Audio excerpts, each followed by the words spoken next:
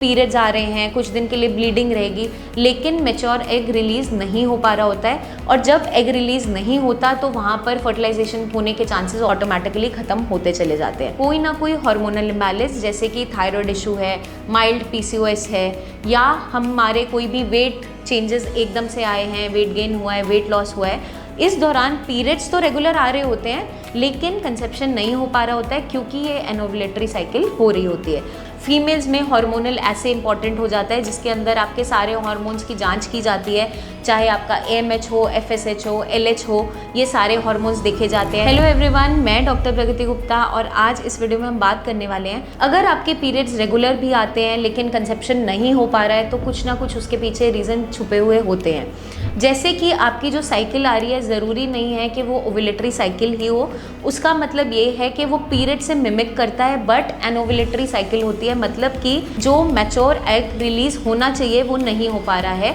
जिसके रहते हुए आपको हर महीने साइकिल तो आएगी, वो मिमिक भी ऐसा करेगी कि पीरियड्स आ रहे हैं, कुछ दिन के लिए ब्लीडिंग रहेगी, लेकिन मैच्योर एग रिलीज नहीं हो पा रहा होता है। और जब एग रिलीज नहीं होता तो वहाँ पर फर्टिलाइजेशन होने के चांसेस ऑटोमेटिकली खत्म होते चले जाते हैं। तो ये एक रीज़न देखने को मिल जाता है। नेक्स्ट आपका आ जाता है कि जब भी आप इंटरकोर्स कर रहे हैं, अगर फर्टाइल विंडो आप मिस कर रहे हैं तो डेफिनेटली आपके चांसेस कम होते चले जाते हैं कंसेप्शन के। ऐसा नहीं है कि कंसेप्शन सिर्फ फर्टाइल विंडो के अंदर ही होता है, बट प्रोबेबिलिटी काफ़ी हद तक ज़्यादा रहती है अगर हम फर्टाइल विंडो की बात करें, जो कि आपके ओव्यूलेशन से 4-5 दिन पहले और ओव्यूलेटरी फेज के दौरान माना जाता है, तो वो हमें ध्यान में रखना इंपॉर्टेंट है। नेक्स्ट आपका आ जाता है कोई ना कोई हार्मोनल इम्बैलेंस जैसे कि थायराइड इशू है, माइल्ड पीसीओएस है, या हमारे कोई भी वेट चेंजेस एकदम से आए हैं, वेट गेन हुआ है, वेट लॉस हुआ है, इस दौरान पीरियड्स तो रेगुलर आ रहे होते हैं लेकिन कंसेप्शन नहीं हो पा रहा होता है क्योंकि ये एनोवुलेटरी साइकिल हो रही होती है। साथ के साथ अगर स्ट्रेस बहुत ज़्यादा है, स्लीप पैटर्न अच्छा नहीं है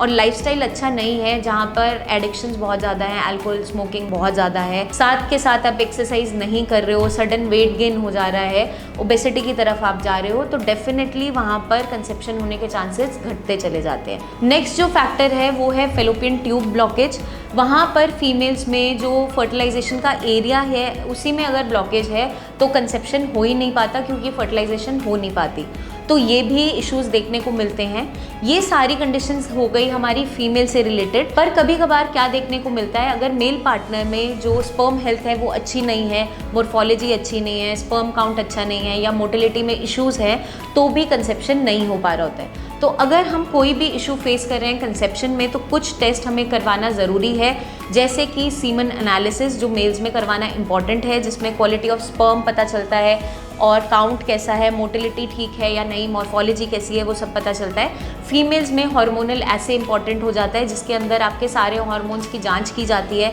चाहे आपका AMH हो, FSH हो, LH हो, ये सारे हार्मोन्स देखे जाते हैं। थायराइड प्रोफाइल टेस्ट करवाया जाता है, अल्ट्रासाउंड भी करवाया जाता है। अल्ट्रासाउंड के अंदर अगर कोई ब्लॉकेज हमें नज़र आ रही है कहीं ना कहीं कि फेलोपियन ट्यूब के अराउंड कुछ इशू आ रहा है, पेटेंसी अच्छी नहीं दिख रही है, तो फर्दर इन्वेस्टिगेशन के लिए HSG टेस्ट करवाया जाता है। तो ये सारे के सारे टेस्ट इसलिए करवाने ज़रूरी होते चले जाते हैं ताकि आपको कंसेप्शन में कोई भी इशू फेस हो रहा है तो वो रूल आउट हो जाए और हम रूट कॉज पे वर्क करते हुए वो प्रॉब्लम को सॉल्व कर सकें। मैं उम्मीद करती हूँ ये वीडियो आपको मदद करेगी जानने में, समझने में कि पीरियड्स रेगुलर होते हुए भी कंसेप्शन क्यों नहीं हो पा रही है। आपके कोई भी सवाल है कमेंट करके आप हमसे पूछ सकते हैं, या नीचे दिए हुए नंबर्स पर हमारी टीम से एक्सपर्ट गाइडेंस भी ले सकते हैं। जल्दी हम आपसे फिर मिलेंगे, तब तक के लिए अपना ध्यान रखिएगा एंड टेक केयर।